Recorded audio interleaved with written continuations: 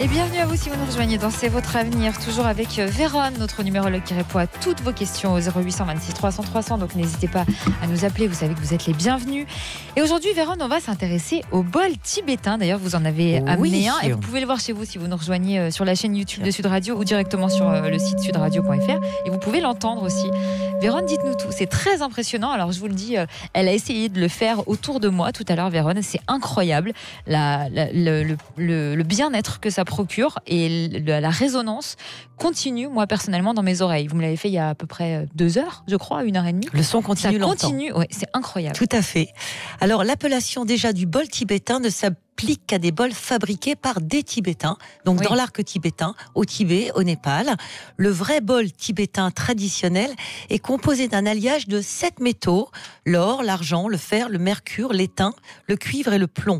Donc certains sont appelés full moon parce qu'ils sont réalisés durant la pleine lune, ce qui leur donne une vibration encore plus intense. Donc chaque bol tibétain est unique et lorsqu'on le fait chanter, il se produit une note en lien avec un chakra. Par exemple, celui que vous venez d'entendre est relié à Vishuddha, le chakra de la gorge, donc c'est un sol.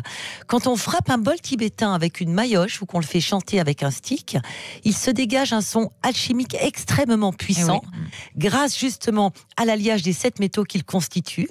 Et cette vibration très pure a un taux vibratoire très élevé qui va en quelque sorte anéantir toutes les vibrations négatives accumulées sur des objets, des bijoux, des pierres, etc.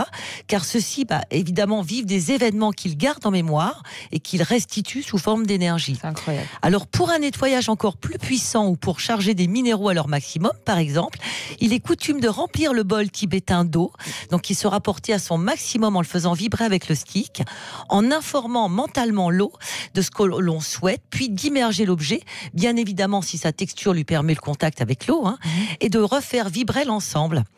Alors pareil, on peut aussi utiliser le bol tibétain pour soi, en le passant autour de son corps, comme on a fait tout à l'heure, ainsi que sur tous les chakras. Et c'est aussi un merveilleux outil pour la méditation. Est-ce que vous pouvez nous le refaire? Alors, donc c'est le bâton que vous utilisez. Mettez-le bien près du micro. Alors quand vous le faites. ça c'est un stick, et moi je vais utiliser la vibration avec la petite maillotche. Donc mettez-le bien près du micro. Je ne vais pas parler exprès. C'est incroyable. Non, mais vraiment, si jamais vous en avez un chez vous, venez nous en parler. Très très longtemps. Oui, je vous le confirme. On accueille Élodie.